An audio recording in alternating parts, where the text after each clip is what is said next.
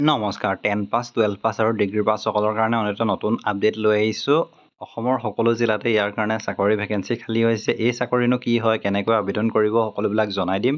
ইতিমধ্যে আপোনালোকে থাম্বনেল দেখি গম পাইছে আৰু এই যেটো ৰিক্ৰুটমেন্টটো হৈছে SBI ফালৰ পৰা আহিছে SBI ফালৰ পৰা নতুন এটা ৰিক্ৰুটমেন্ট আহিছে 2025 ৰ কাৰণে যেটোত আপোনালোকে এডভাইজৰৰ কাৰণে ভেকেন্সি খালী হৈছে 10 পাছ 12 পাছ নতুবা গ্ৰেজুৱেচন হলো আপুনি আবেদন কৰিব পাৰিব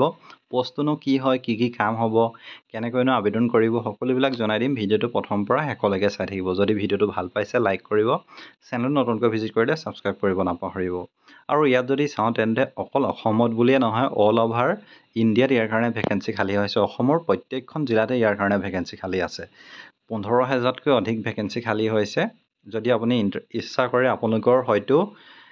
ওচৰৰ নিয়াৰেষ্ট ষ্টেট বেংকৰ শাখাটো আপোনালোকে ইয়াৰ কাৰণে চাকৰি লাভ কৰিব পাৰে ইয়াৰ কাৰণে অনলাইন যোগেদি আপোনালোকে আবেদন কৰিব লাগিব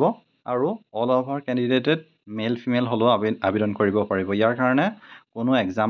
এক্সাম নহয় ইন্টাৰভিউ অনলি হ'ব ইয়াৰ কাৰণে অনলাইন আবেদন 15 মেৰ পৰা ইতিমধ্যে স্টাৰ্ট হৈছে এতিয়া যদি আমি চাবলৈ যাওঁ তেন্তে ইয়াৰ যেটো ৰিক্ৰুটমেন্ট প্ৰসেছটো কি হয় হেতু মই আপোনালোকক জনাই দিম বা কেনেকৈ কি কৰিব পাৰিব ইয়াৰ কাৰণে আপোনালোকে 10+2 বা 10 গ্ৰেজুৱেচন হলে আপোনালোকে আবেদন কৰিব পাৰিব আৰু ইয়াৰ উপৰি আপোনালোকে 18 বছৰ যদি হয় তেন্তে আবেদন কৰিব পাৰিব 10ৰ মাৰ্কশিটখন প্ৰয়োজন হ'ব ৰিলেক্সেশন পাব ৰিজাৰ্ভেশন কেটেগৰী আৰু ইয়াত যদি স্যালাৰি কথাটো চাওঁ স্যালাৰি কথা তেন্তে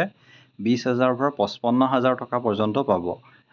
আৰু ইয়াৰ কাৰণে আপোনালোকে কোনো ধৰণৰ এপ্লিকেশন মাসুল দিব নালাগে আৰু ৰিক্ৰুটমেন্ট প্ৰসেছটো যদি চাওঁ তেন্তে you do not need any kind of exam to get appointment to the process of State Bank of India but you have to go to the interview take all your documents there after that you are interviewed by the State Bank of India and you also have to shortlist according to application received if you pass all these you are given appointment to the post by the State Bank of India যদি আপোনালোকে আপোনাৰ CV biodata document লৈ যিদিনা interview কাৰণে যাব interview যদি পাছ কৰে তাৰ পিছত আপোনাৰ এখন শৰ্টলিষ্ট মাৰিব সেই শৰ্টলিষ্টত আপোনাৰ নাম আহিলে আপুনি এপইন্টমেন্ট লাভ কৰিব আৰু ইয়াত এপ্লাই কৰাৰ কাৰণে SBI ৱেবছাইটত গৈ পিনি আপোনালোকে আবেদন কৰিব পাৰিব আৰু এই যেটো লিংক মই ডেসক্ৰিপচনত দি দিম তাৰ পৰা গৈ আপোনালোকে আবেদন কৰিব পাৰিব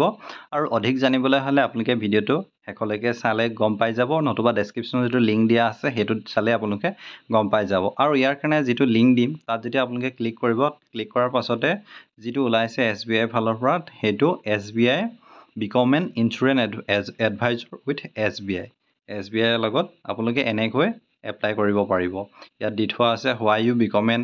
insurance advisor বা তেনেকৈ সকলোবিলাক দি থোৱা আছে ইয়াৰ যোগেদি আপোনালোকে আবেদন কৰিব পাৰিব সো এই ভিডিওটো ইমানেই আছিল ভিডিওটো ভাল পালে লাইক কৰিব শেয়াৰ কৰিব ধন্যবাদ